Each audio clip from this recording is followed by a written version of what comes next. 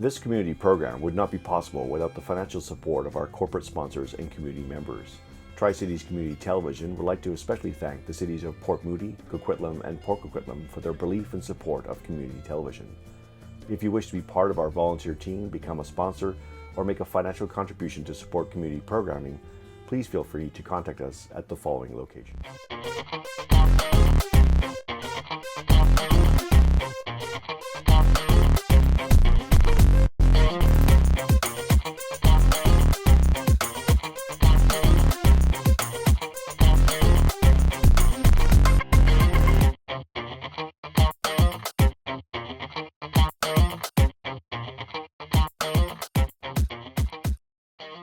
Hi, it's Kathy Chennai here with Tri-Cities Community TV in the beautiful Lee Square in downtown Port Coquitlam.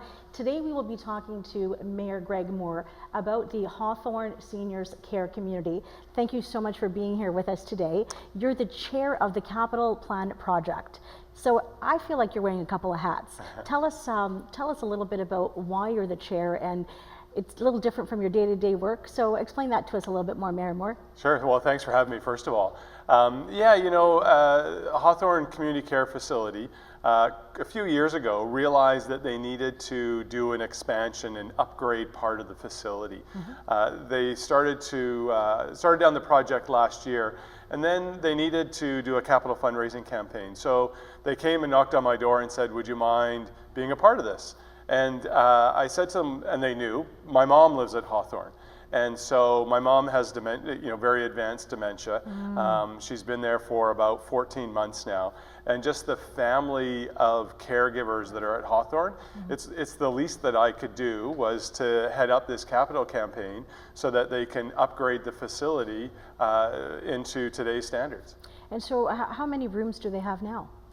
So they have 3 different care facilities. It's kind of like a campus of care where they have some longer term, and that's the area that we're looking at. They have cottages where it's early stage dementia and some very really cool kind of ways for people with dementia to still live together in a family environment.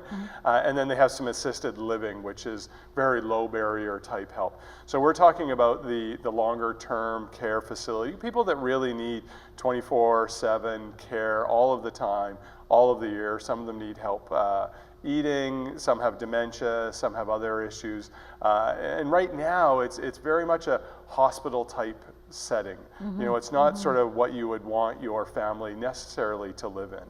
Right, so it's very different from our retirement independent living type of communities then. This is more medical care, would you say? There's nurses on hand helping do we call them residents, patients? What would you call them?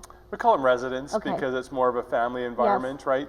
And it is a family environment as much as, so this part of the facility hasn't been upgraded for decades. So it still has, a very much that institutional hospital type feeling to it. And so what we're doing is we're doing a $4.2 million expansion. Wow. So what that really means is everybody, right now there's quite a few people that have double bedrooms. So my mom has someone lives in a room, roommate. So, which is, my mom probably doesn't know too much of the difference at this point in her life, but where it really affects is the family. So, my dad's there every afternoon. He's there having dinner, helping mom have dinner every day.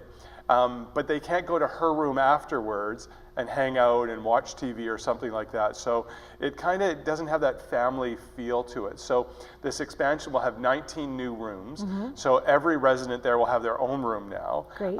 Instead of having a big cafeteria area, there'll be 3 cafe areas. Okay. So now it'll be a little bit more of an intimate dining experience. Right. For the residents and the residents' family. There'll be fireside areas, there'll be new nursing stations. There'll also be new bathing stations. So, my mom can't bath herself anymore, she needs help.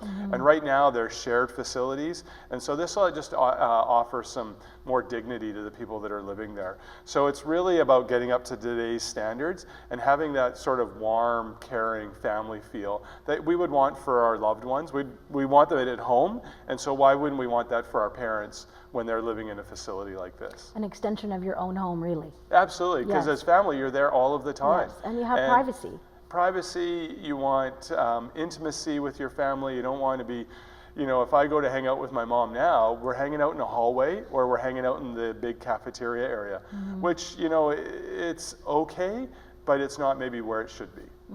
So obviously there was a need in the community. What did Hawthorne do to essentially find out about that need? Our population is getting older, as we know, and so I guess I just want to know, can you walk me through the process of them sort of going out to the community and seeing, or was this just, it was just time for this sort of area to be, you know, expanded upon?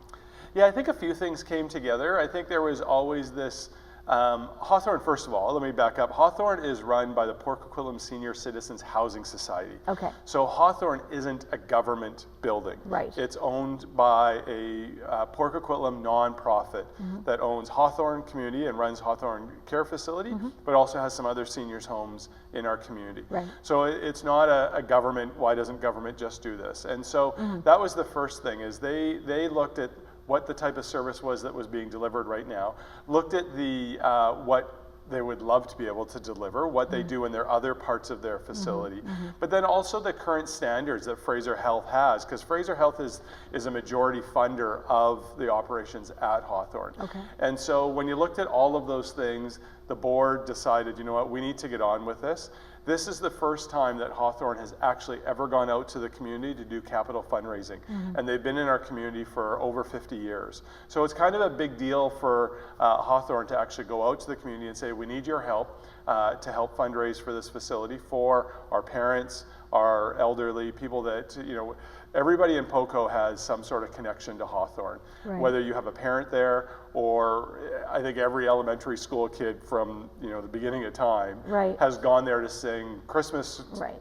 choir or seen them at the parade, that sort of thing. So there's this real great connection with Hawthorne. So now Hawthorne is actually going out to the community and say, we now need your help. So as the chair, how do you plan on raising the funds, and who are you going to go to first? So it's a $4.2 million expansion.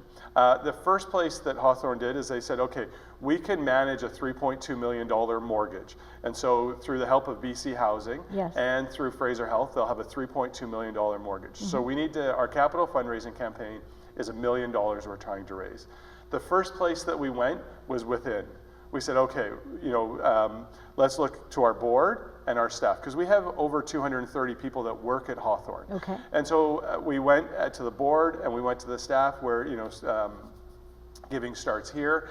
And we had over $130,000 either gived or pledged from our board and our staff. So we thought that was phenomenal. So that was the first time we'd ever asked our staff Wow. to also step up, which was great. And then, so for the last 9 months, we've been in a quiet phase, which you do with most capital fundraising, you do in a quiet phase.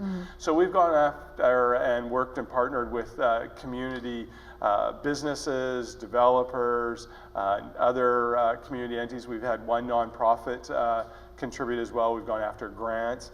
And so, you know, we're on March 30th, we're launching the public part of our campaign, where we're going to be really pleased to announce that we've raised $568,000 of our $1 million goal. Right. So now we're going out into this public phase of the campaign, where we'll see maybe not the big checks coming in, but we'll see a lot of smaller checks by businesses that can maybe afford $1,000 over 5 years. Right. Or a family that has a family member there can do $1,000 over 5 years. Exactly.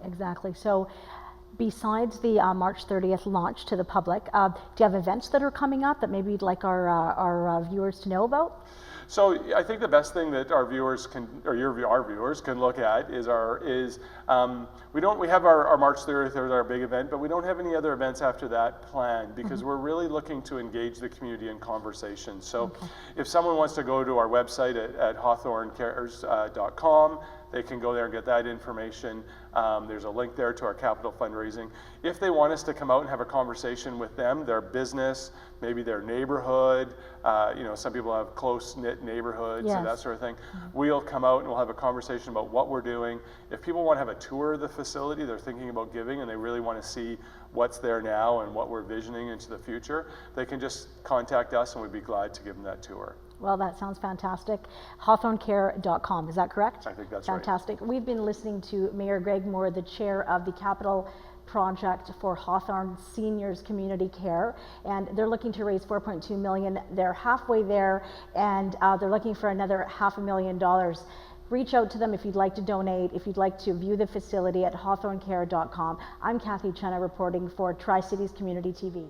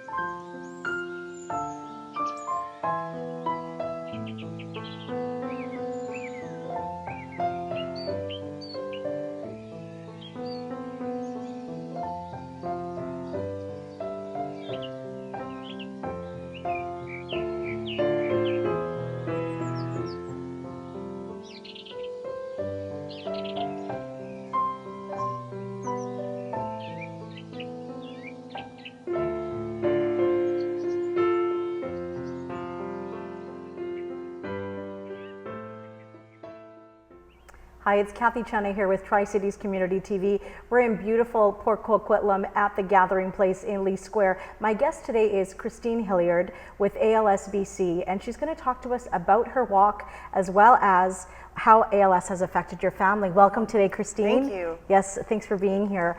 So, I personally don't know a lot about ALS. I know that it's known as Lou Gehrig's disease, and I actually have a friend who her husband is suffering from ALS right now, and it's quite a frightening disease, especially when you have small children, because they don't know what's going on with their parent. What's your experience been with ALS, Christine? Well, my mom was diagnosed in 1993, so I was only about 15 years old, but her symptoms started in 1989, so it's been a part of our life for the most of my life. But we're very blessed she's still alive, which is rare because we were told she would never see us graduate. So the fact that now she's seen 6 grandkids come into the world and a couple of weddings in the family, so it's been our life for a long time. But her well-being and everything, have you seen deterioration over time since, Absolutely. Since that time? Yeah, Yes. my parents were both very, very active when they were younger, and then Mom slowly started to lose mobility in her ankles and her wrists, and now she's completely wheelchair bound. Okay, that was my next question. Is she in a wheelchair She is, now? yeah. So how has it been hard for you to see her from going from an active, mom and your father, of course, and as well as, it affects the family in so many different ways. So as the daughter, how has it affected you in that, now that you're older, you were 15 at the time, how has it affected you in terms of do you fear that it can be any day now, or do you check in with her? Well, I went pretty quickly from being a daughter to a caregiver, and as has most of my family, my dad has been her primary caregiver the entire time. Yes. So we know that there's going to be an end in sight. We know that it's a death sentence. That's the reality of the disease, unfortunately. But we're very blessed in a lot of ways, but there's definitely been a deterioration in their quality of life, and especially with even their social dynamics and our family dynamics. We're very, very, very close as a family, but it runs our whole life. Like every decision. And how old is your mother now? She just turned 62. 62. Yeah. Right. And your children, how are you sort of telling them about the disease and what's going on with Grandma? Yeah, well, I've got a toddler. I only have a 2.5-year-old, and he just knows that Grandma's in a wheelchair. And but you said there were 6 grandchildren, so they yeah, must be a little older than that, my right? nieces and nephews are all really involved in the ALS walk, so they're very aware of the disease and they understand it. They also participate in the Camp Aloha Lani, which the ALS Society puts on every year, and that gives them a lot of education about ALS. So they're really good at asking questions, but they've never known my mom to be any different. She's been sick their whole life. She's always been either in a walker or a wheelchair. Yes. So it hasn't afflicted them so much as if it was a really quick onset. But we do know families who, the onset's very rapid and it affects the kids really, really quickly. What's the definition of ALS for you? It's a death sentence. It's quite honestly like just the most horrific, debilitating disease. Her body isn't working, but her brain is functioning? Her brain is completely 100% cognitive, yeah. And she can have every single independent thought possible, but her body doesn't respond to what she wants. So that's the heartbreaking piece. Right. Yeah. Right. So you said we might cry I know, earlier, I know. I don't know where the tissues are. So let's talk about the walk. You're the walk coordinator. How many people are you expecting out in June? We've been really lucky. We've had over 400 and 450 participants almost every year that I've run it, which is awesome. Yes. We've raised just over $162,000 to date. In the my last gosh, 4 that's years. fantastic. Yeah, yes. so this is our 5th year. We always get this, we get a lot of return people because it is such a heartfelt disease and it does affect people so personally and so deeply. So we're really lucky. Even the families of patients who have unfortunately passed away, they still come back every year and celebrate it. So it's a big day. It's a really family-oriented, fun day to celebrate, the community of ALS and the people who rally together to support families, because it takes a whole village. It does. How many people are suffering from ALS right now that you know of? That I know personally, I would say probably 15 or so through my connections with ALS. It affects about 2 in every 100,000 people. 2 in every 100,000. Yeah, so okay. I think in Canada there's 4,000 or so people. Yeah. And so the walk is how long? It's a 5-kilometer walk, Yes. and it starts at Riverside Secondary, Yes. and it goes along the Coquitlam River all the way up to about halfway up to Lougheed, and then it loops back along the river, so it's all wheelchair accessible, and the kids can use their bikes and their strollers and stuff, so yeah. And tell us the date. It's June 4th, it's a Sunday. Registration starts at 10 and the walk starts at 11. And everyone wraps up around what time? We're usually done by 2. By 2 o'clock, Yeah. okay. Yeah. And are there activities afterwards? What can people look forward to? Everyone, there's a bouncy castle, there's face painting, there's a barbecue by donation, the Poco City Fire comes out. Last year we had a couple city councilors come out. There's live music.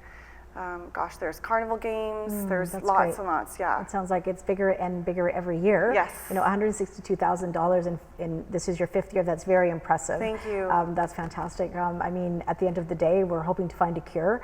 And just like with everything else, like every dollar, every cent counts. So that, saying that this is a death sentence is pretty serious. Like that's... They're hoping it becomes more of a chronic illness that's more treatable. Yes, yes.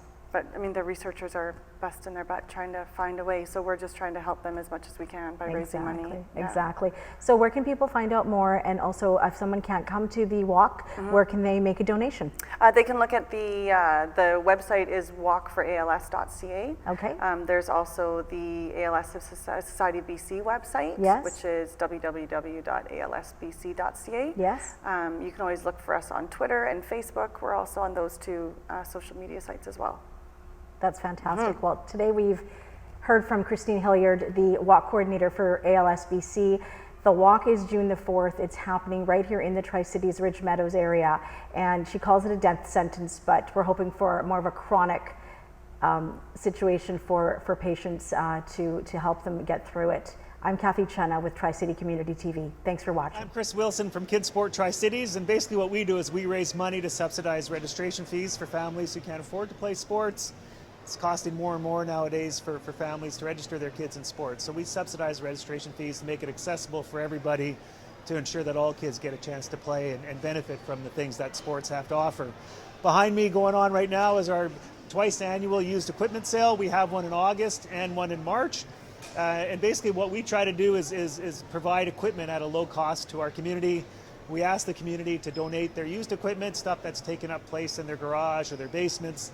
And then we have this huge sale. We do this twice a year, usually for 2 weeks leading up to the sale. People can drop off their equipment at the three cities arenas, so the Port Moody Rec Center, Port Coquitlam Rec Center, and the Coquitlam Rec Center where we are today. We really encourage people to donate the equipment, and also, even more so, we encourage people to come out and take advantage of the amazing deals people can get when they come to our sales. Good afternoon. I'm Brad Nickerson. We're here in Lee Square in downtown Port Coquitlam, and today I'm with my friend Nancy Furness from the Poco Heritage Tree Society. I'm sorry, you tell me who you're from. Sure. I'm here today to speak on behalf of the Poco Heritage Tree Program. We're a program that started up about 2 years ago. It's been in the works, and we're largely community-based, community-driven, and our goals are to help protect Poco's natural heritage, as well to try and reconnect people with nature in their own community here. So you mean that would be the trees within the urban environment right here in Port Coquitlam, so the heritage of the trees right within our community. That's right. What we would like to do is to set up a heritage tree program and have it in place. There's a number of different criteria that we would use to identify these heritage trees. Things such as size or age or something special about them. They could be either ecologically or environmentally significant, or it could be due to a cultural or a historical aspect. So, okay, let me ask you this then. What would be important about any particular tree? Like I understand that. In my own backyard, I have a lovely weeping willow that has been there the entire time I've been there, about almost 30 years.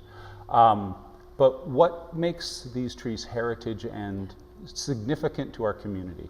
I think what happens is that there are stories connected with those trees, provides a link with our past. It's something that we value today, and it's something that we hope to preserve for the future. So it kind of draws a parallel across time so that we can see where our community has come from and where we're going.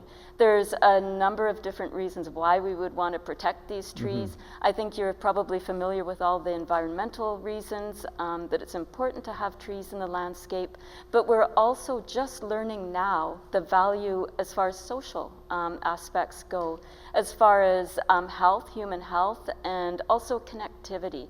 So we need people to reconnect with nature, and once they do that, I think that there will be more of a will for people to protect their environment that they live in. Sure. Now, you're familiar with, as I'm sure many people in Port Coquitlam are right now, you're familiar with what has happened in the rec center. Maybe in the rec center area of Port Coquitlam, where they've taken down a number of trees. Maybe you can tell us a little bit about that and tell us about what you feel, what is important about that. Sure, that was a very tough situation. It was unexpected, the extent of tree loss there. I think that we were all quite surprised by that. It's something that I think is almost like an impetus. It was a wake-up call for both the community to understand that our heritage trees and our large significant trees are at risk. It was also, I think, a wake-up call for the city, because they became aware, due to the feedback that they received from the public, that these trees are in fact very important to Port Coquitlam residents. And I think moving forward, there's a number of things that we could do to make sure that this type of situation doesn't happen again. We can strengthen our tree bylaws, which Port Coquitlam is doing now. We can make sure that there's good public consultation processes in place so that people can be made aware of these ahead of time and have an opportunity to input. I think also we have to start valuing the trees. We have to put a cost on what we're losing as a community, and the tree retention has to be put right into developing, right at the initial stages of the planning and development. Right. Well, we know that trees are important in terms of just the oxygen that they provide for Yes. us, but what we forget is that they take carbon out of the air and they retain that for us, which is very helpful as humans, but they also do all sorts of other things. Oh, absolutely. I think the carbon retention part is becoming, of course, more and more important with climate change. Absolutely.